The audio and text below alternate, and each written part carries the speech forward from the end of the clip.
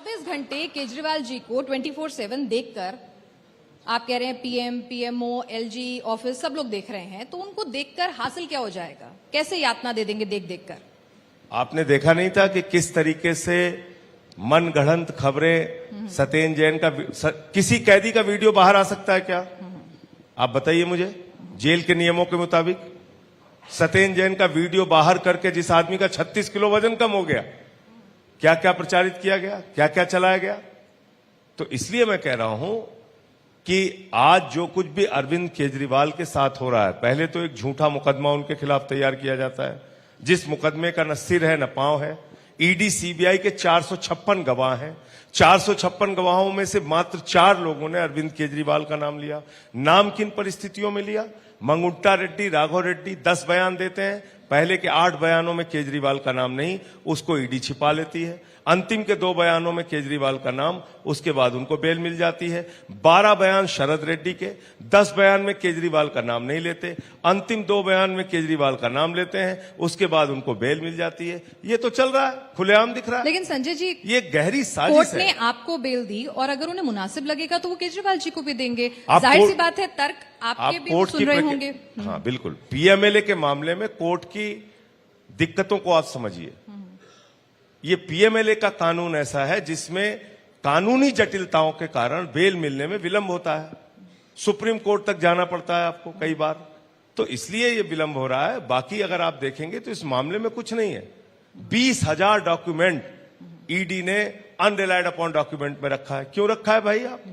आपने क्या ईडी का दफ्तर कोई म्यूजियम है जहां पे आपने रद्दी कागज इकट्ठा कर रखे हैं? सेक्शन 50 में जो बयान होता है उसमें साफ तौर पे कहा जाता है इसमें आप झूठा बयान नहीं दे सकते। आपने बयान छिपाए क्यों? अगर आपकी नीयत साफ है, सारे कागज कोर्ट के सामने रखिए, कोर्ट फैसला लेगा क्या सही है क्या गलत है। आप जो केजरीवाल के खिलाफ बयान तैयार करवाते हैं, दबाव बना के गिरफ्तारी करके, जाहिर सी बात है कि तमाम तर्क आप कोर्ट के सामने भी रख रहे होंगे और कानूनी लड़ाई लड़ रहे होंगे। जिस कोर्ट ने आपको जमानत दी वो आगे अरविंद केजरीवाल जी पर भी फैसला करेगा। बिल्कुल देगा। आप ये कह रहे हैं कि संविधान खत्म होगा, वोट खत्म होगा, 2024 का चुनाव अंतिम चुनाव होगा। 100% सही कह रहा हूं मैं, 100% सही कह रहा हूं। भारत का संविधान खत्म होगा, चुनाव खत्म होगा, आरक्षण खत्म होगा, ये मैं पूरी जिम्मेदारी से कह रहा हूं। अयोध्या के प्रत्याशी लल्लू सिंह जो सांसद हैं प्रभु श्री राम की नगरी से, वो कहते हैं 400 सीट दे दो, संविधान बदलना है। ज्योति मिर्धा कहती हैं 400 सीट चाहिए, संविधान बदलना है। अनंत हेगड़े इनके केंद्रीय मंत्री रहे, वो कहते हैं 400 सीट दे दीजिए, संविधान बदलना है। अभी अरुण गोविल जी ने कह दिया संविधान बदलना है। तो आप ये बताइए, जो इनके प्रत्याशी हैं, जो इनकी पार्टी के लोग हैं, वो खुद कह रहे हैं संविधान बदलना है। आरक्षण पे आ जाते हैं। 2015 का बयान है, मोहन भागवत जी ने कहा आरक्षण खत्म होना चाहिए। मोहन वैद्य इनके एक बड़े नेता हैं आरएसएस के, उन्होंने कहा कि आरक्षण खत्म होना चाहिए।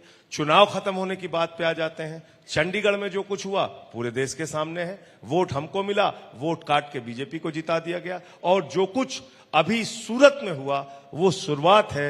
सूरत तो एक झांकी है, पूरा देश बाकी है। अभी सूरत में चुनाव खत्म हुआ है, पूरे देश में चुनाव खत्म होगा। आप बताइए, बीजेपी का कैंडिडेट, आप सोचिए कभी ऐसा संभव है कि बीजेपी का कैंडिडेट बगैर चुनाव के वहां पे जिता दिया जाता है? संजय जी, ऐसा कभी हुआ है? उपचुनाव में डिंपल यादव यादव से आप भी पत्रकारिता कर रही हैं, कभी आपने देखा? मैंने थोड़ा सा डेटा जुटाया है, उपचुनाव में डिंपल यादव जी भी निर्विरोध चुनी गई थी। देखिए, मैं सीधे यहां पे ये कह रहा हूं कि ये जो चुनाव में आपने उसमें लोगों ने अपने हिसाब से कैंडिडेट नहीं लड़ा है। पार्टियों ने घोषित किया हम इनके खिलाफ कैंडिडेट नहीं लड़ा रहे। वहां तो कांग्रेस पार्टी का प्रत्याशी था, कांग्रेस पार्टी का प्रत्याशी था।